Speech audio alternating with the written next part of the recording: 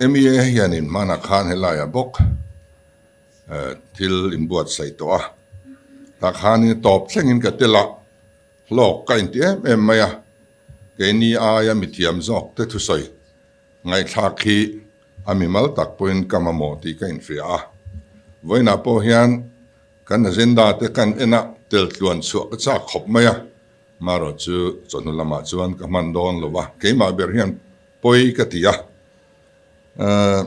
ai chonulama hian ku wa chung chang a oma elai toy te han soi ka duwa kan process lo chuan market try kan nei the tak tak don lova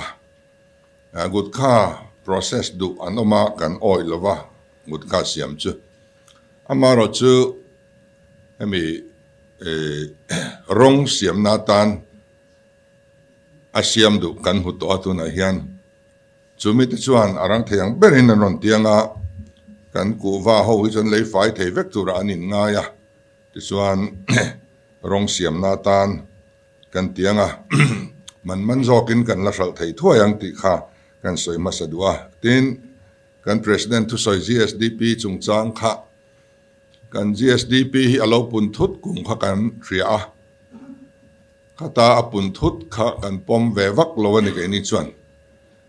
kan han ena a sector rang ranga khan mi pui kan thang lo ti kan mua mitlem te kan thanga ba ka kha realistic lo hian kan ria ni chu wang chuan statistic dik hi kan wa mamo em data dik hi kan wa mamo em kan ti thina kan han sarkar ve a ti dik kan han tuma alo har khop maya ami statistic department hian an mania andu angan ron zi anilova department rang atanga an la khom khania afi tu te na khatian on ti tlat chuan nien lo pom lo thiang to si lova kan figure hi adik vak lovani adik che chuan chuwang chuan statistic hian athat chuan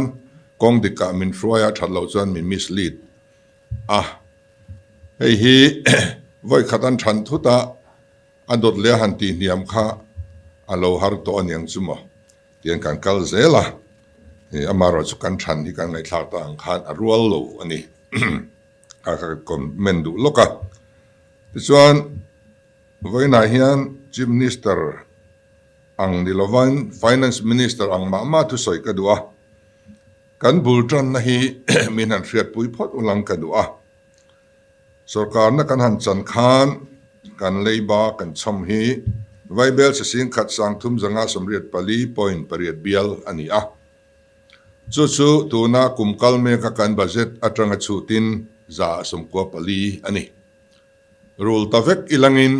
za paruk chau kumin hian man tur kan nei don ti nani khatiang din mun atanga mason tur kong dapahan kal kha a chokal hle ani ti chu min fiat puyanga tin kan sarkar tir khan ni som borvel overdraft kan chomboka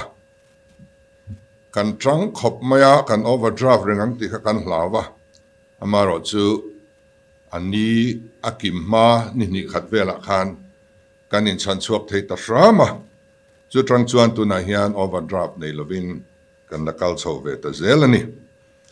ti chuan engtinge kan economy hi kan siam thatang ti ngai dan tam tak kan neya chung singa mi chu kan share du chewa pakhan na chuan a loan kan lak reng hian borrowing a hian a interest claim kan zon thiam angai ni a normal borrowing a hi chuan 90-10 ania central lamin 90 anon tuma kenin 10% kan lo tum ve kha achang chuan khami a 10% apo kha pek thailo chang kan lo nga thi na ni ti kan ria tunai chuan pek thailo kan la nei ri lova hemi ba ka hian kan ram develop na kan sumpuk hi a interest sang tak kan lo puk hloma hei hian harsan namin siama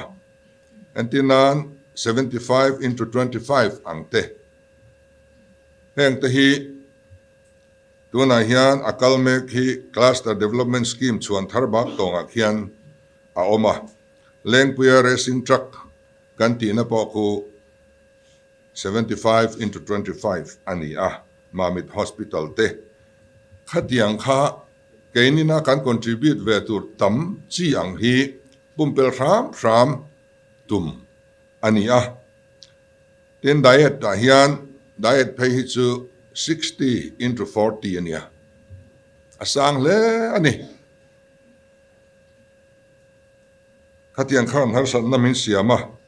ten ASF compensation pay hi chu 50-50 ani ta hial ani chuwang chuan kan ram kan siam that don chuan a interest sang lam ang chi kan pumpel angaya run ang chi 100% funding te ani lo point 90-10 ang te helama hian kal ram kan tum angain kan ria ani hey 100% funding hi kan nei ve nual thowa chung zinga chuan pakhat chia kan tar lan du chu organic farming a hian 100% ani a kan achievement chu 58% chau ani he nat na hi ti bo angaya khoi molai tanga fan a local theina tur ani awang ringota eng project mo siama man tlang ni le silo abandon le mai tur te ramina mamo takpo ni silo te poisa oma piang kan tum ve tur le interest rate sang tak po thiar sang chuang lova sum siam na ta na kan do wanga kan lak luang tri atop angai chuwang chuan heng 100% funding ang te hi kan ngai poi mo le chuang bok si lova 100% funding ang te chu atam thiang per kan la turania amaro chu ka an tar lan nei ngota po khan 58% chau kan lani aui om ani henga hian service provider ten oma service provider te hian kan farmer te hi enge andon tur eng benefit nge an nei ti po an thil ngai lova an train bok hek lova emi concept paper siamte DPR siamte po anti saktura ni a man tam tak takinan manin siam chapa khatia khan kan service provider te hian anti tur anti lova mi pui an thil thebok lova ni ka tong hian ho mai theya amar chu ani dan ani mania central atangin ho tu lockdown lo kala an lungoi lo khop mai chuwang chuan heng ang chi 100% funding a thok tu te hi an thalo ni chuan ban mai tur ani ban ngai lo in siam that te chuan a thani ten kan economy ti setu kan finance management ti kholo tu dang le chu without work order na kan in petam lu tu khiani kan sarkar na nuai yan work order tel lowa na pe khi pakhat ma om tur ni lo kan tia elai hian a list kan ya without work order na atam hle maya amount po hi sang tak ani a list kan ei thua maya chu hetiang hi om to lo sila tuna hian kan sum din mun kan han ena zanda chari vela chuan voin ni zela kan sum din mun hi kan ne na lo thleng ta thina ti chuan kan zi om ve ta e kan han tia anu loka bil alo luta sarkar record om reng lo administrative approval po lak ni lo expenditure sanction po pek ni lo work order po om lo kan leng pui airport kan juk sak dan ang chi te var bala thu in pe ka tho top mai an thok zawa a bil an claim ve a an seng trau sia kan pelo thei si lova kan pek lo chuan an chet pui don sia khatiak chi khan kan sum din mun hi min hriat tir dik thei lova ni voina kan din mun nia kan hriat hi atu ka khatiang kha local le alo dang lam le thina kan rule zo to mo kan ti nu a rule tur alo om le thina chu tiang ang chi hi kan pumpel angai ten sum aman na tur adong tur ten hena hun bituk chunga kan pek lo awanga penalty interest kan pek hi atam em ani tichuan hey alis kan nei a noi sang chuang zet a hrim na awanga kan soi hi amani penalty interest hi central atangin sum alo lu ta su tiang khatiang sungin SNA in transfer turani ti te lo nia min ron monitor vek to tu na chon KD khan transfer silovin aman na tur ni lova thil danga kan lo dai wa tawak waka tichuan adong tu turin adon silo chuan penalty interest kamin thing ta thina chu nuai sang chuang kan neya tu na hian hi kan rul ngat ani aditel chuan soilo mai ila ten kan economy ti chatu le kan performance ti chatu dang le chu contractor te ne na agreement kan zia dan hi afu tok lo ni ka trongan lo ngai huani poi ngai ho mai sela contractor te ne na agreement department te na nan siam hian sarkar chan hi achau sa em thin ni contractor lam chan kha avong ngal ringot chumi om je chu contractor a hlok chuan aman tang anom ve don aniang ti kharin te ngal ta chu tiang tura duan agreement chu kan nga ani entinan helai sai rang kong phei te po sadguru hovin an siama this one a defect liability period kha oma an kong siam kha chiat chuan in siam thale turani chumi siam thannan chuan in nuai som pani chau dania nuai som pani chuan thui kha asiam that thei lo reng enga tinga chu tiang agreement is kan lo siam ko ta han kal don la contractor ho an chak jok don ti riat sa reng agreement kan nia hei hi apoi mo apoi em ani tun huwa chuan agreement kan siam reng in sarkar chan atha theyang ber siam to tur ti hi kan thupui ani a anang le chuan scheme kan siam reng hi central scheme dung zui ang thei ber kan siam angai ni tunai an poisa te kan juk deal ve a scheme base ani lo chuan min pe thei lo ani kha central sarkar policy kha enge ni khami chunga an huam chunga an scheme anga khan kan kal ve nga ya finance minister ina a budget speech an soizo chi atang hian central ina an ngai poimo tu te an priority te alo langa chumi mil chuan state kan herrem be zel angai ei til poimo tak ani ten kan ti thei ve reng bantlom zo ka kan ti thei ve reng tu te mo eng fa me mo manga cheng tam tak kan sen na chi hi pumpel atha entinan mirsak te kan neya NIC te kan ne ni hemi te hian thil tam tak athon te mantlom te in min siam sak reng ani hemi te chortur anom reng la ya tu te fa me mo va chor trala sum tam tak va sen ang chi hi thil lom thin dan ania hei hi aum to tur ani lo kan ti ani ten kan procurement rules 2020 hi siam that angai kan ti boka achan chu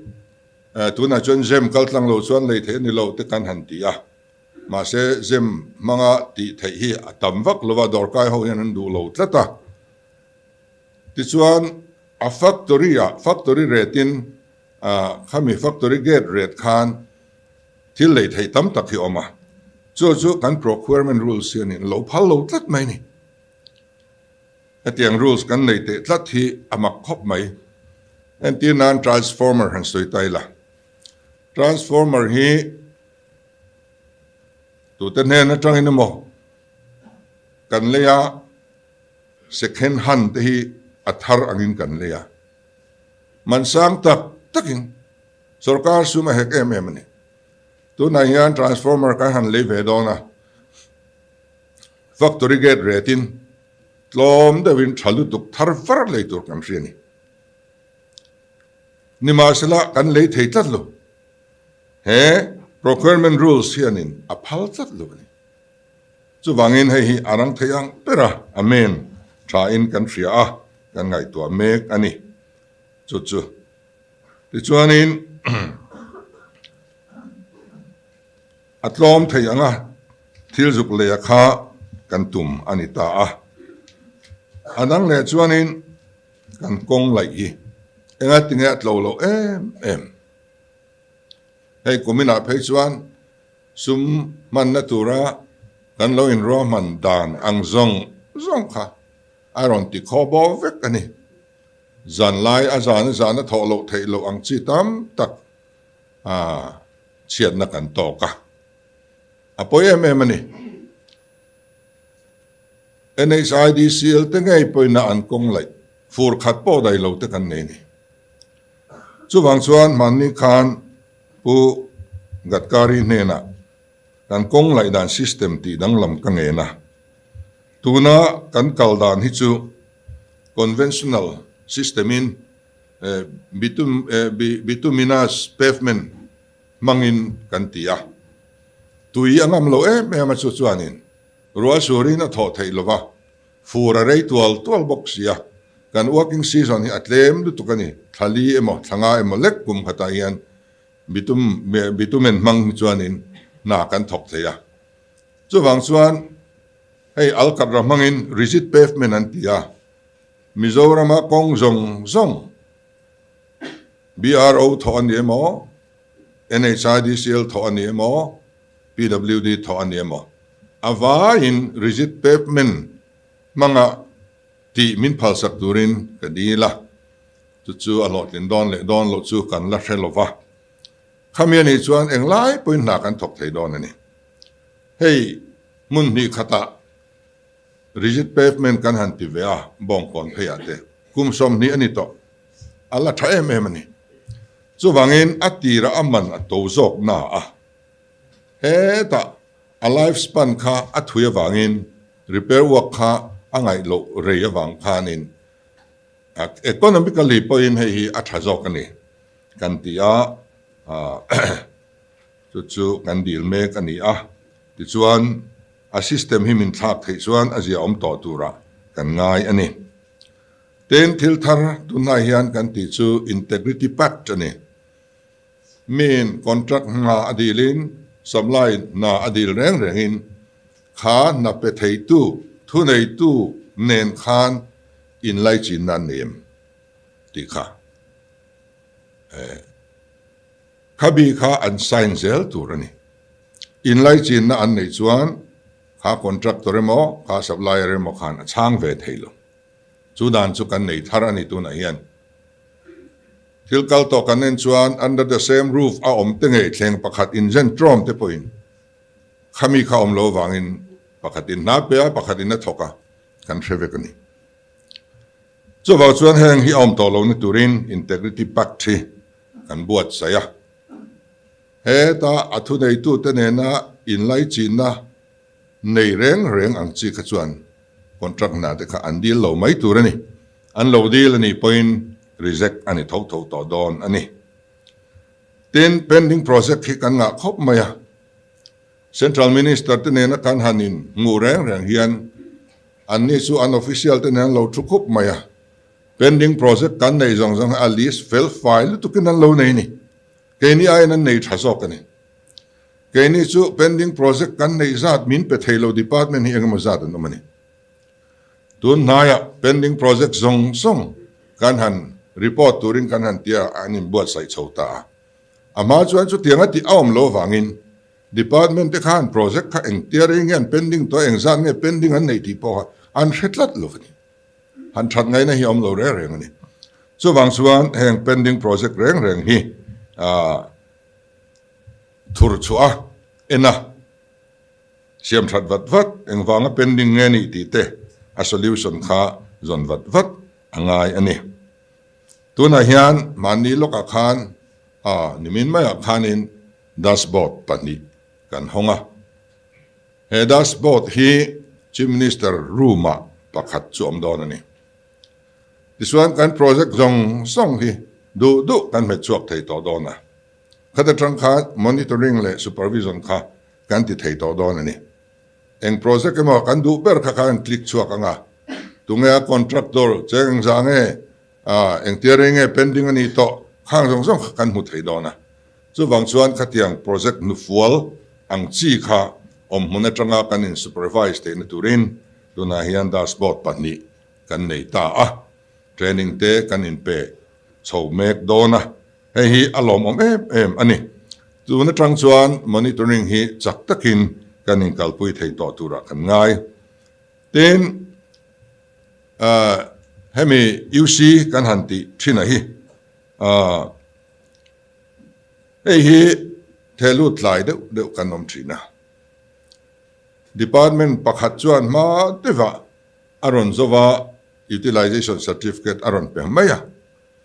kha delhi tlanga juk thon thlain adang minon pelero he kan zo tai juk ti ngot thei anilo tuna chuan consolidated UC antile toni ava ya kan zo vek huna UC kha thelu chautur ani chu wang chuan na za khan ahuna thataking zo ma sila na pakhat kha la pending ani UC la pek ve thei lo chuan nga ya atla iber kha kan ha zel ngai toni chu chuan har san namin siama chu wang chuan in tlai bik om lova kan om te kha anga ya khatianga chaklo bik lai kha kan vil kan dashboard mangte mun thluk taka puidan kan ngai to vat hi angai to don ani tin ke deposit hi lozalen viava tuna hian kumthum upa le achunglam kumthum sin chunglam ke deposit nei kan khon me ka ta chuan juk khon ta ka chuan department khana ha ngai tu chopa menon pe ve khatia ti lo phe ka chuan ke deposit da exam en da ti po kha zot thu ti la soi ngai nan thelo ni chu tiang chuan kan lo enge ni kan lo mut thu viau finance management chung changa hianin tuna hianin ke deposit atanga kan lak chwa hi crore zalile somni panga zet ating to ni tuna tang chuan ke deposit hi omia lo chuan ati thei lova atlem theyang per ni turin kanin fui sau ani ten adang le chuan centralized project kan tia tun ma chuan department tin te hian andu duin an manin project an thanga central sarkar ate direct in an juk thelut ve maya ani lo point financial institution tu te mo nen an tia ti khan lo thok maya department pakhatina thokha adang in an riat pui lo ani riat pui ngai na po omlo ti chuan thil in ang reng te kha department pani pathumin an lo tia kan ramina ma mo lem si lo kha poisa om sia wanga lo thok mo khan om ve ni chuang chu om to lo nan kan centralize ani tuna hian eng department point eng project po nei silagin direct in central te financial institution te andor thiang to lo planning department an thelut vekang anin an lo thlifi manga eng hinge kan mamo an lo prioritize nang chuta finance lo kalang suma om chuan kan lo approve fanga department abok kan pelet lenga an thokang chu WCT te om lo nan le kan ramina mamo kan clear fel the nan ni china ka soyang khan kan thove tur te kha somthum 30% te khalo ni seng khatiang khatuina mo ron thol thelu seng kan lo reject sak to don ani chu tianga centralize ani lo chuan department tin te in fiat po vek ngai na om lo wangin trangkai zo ka kan sumte mi puiten an mamo na nga kan pek thlinan hei kan hanti thar boka chu tiang chia chuan CSR po kan centralize ani CSR cell hi chief minister office CMO wa kan din fel to vai bethiam deu te chuan sina en company mon zu kom he wa CSR non muchuak ve mai thina ni kha CSR sum kha lo chuaka ka thok kan cha ka wangin kan zuk la chuak thin nin alanga kan ramina mamoem mi puita na tangkai donem ti ngai tu na om lem lo heti zat ka dil chuan ke in ka thok nga chu ti zat ka le panga ti mai me ni heng hi om to lo nan tu na chuan CSR kan centralized to CSR reng chu ramin amamo project ka man anianga khang kha chief minister office kan thok don ti nan reng lo pakhat ma kan thok lowang a concern department kha kan pele mai don ani amaro chu lot clear fel kha angai ni ten kan lei budget report hi department in kan ko chuan menon penual to department then khatin engzang len bat po anin thelovani kha in zo na te alom ngai lo wangin ti khan lo thut pui ve wang ringot maya tiang he dik lo ni kan ti ni ten contract na hian building vela hian tuna kan tho dan ang nilovin prefabricated steel structure hi imang tram tong utin kan infui hetia prefabricated ani chuan na chak be mani a thabok na chia khom thei tak to lo tin arrangani khatianga ready made omsa han bu jung kha ani maya chu iwar teang kan tia chu anin kan ram development kongro asut viau kan han base ya ten tun na hian service review committee kan dina department tina loin din ro kan tia hi khau deu le kalpui kan tum kha service review committee khan an department a chortlak mi alo zungol veite khatiang chi le efficient lo lutuk eng na ma thok thei si lo tuem mo wanga sarkar na ro lut ve tor khatiang chi kha ban tir na turani department tinin an nuai thewan na thok kho an lo en dikanga thok zel tlak lowan ngai khachu compulsory retirement kan pedona tuna hian amun chu ka soilo mainga kanin dai lo an tia police enjang ei nei ka tia anan soya a number a chone nin dai ni matige heti za din nei se nin dai lo ka tia heti za hi drug addict an nia heti za hi zungol ven nia ti tamai ni sortlak reng lo khang sarkar sum senga thatin lon lak ve kha atul lo mi pui rong bol na nia rong bol tutlak in rong bol na chon khoi turani kan tiani ten quality control hi kan war to dona tuna hian Mizoram State project monitoring committee kan dina ko khan ai o anon tela MPFI onon tela MKHCI o anon tela Congress I o BJP I o MNF I o antel veka tin kan tlongal ngai polte I o antel boka tin tel o makan ngai lo ni thar ang chi te chu heng association rang kai tura kan ngai te chu kan thun bel zel boka hei hian project hi an endika thuangli in an intensama an endik char ni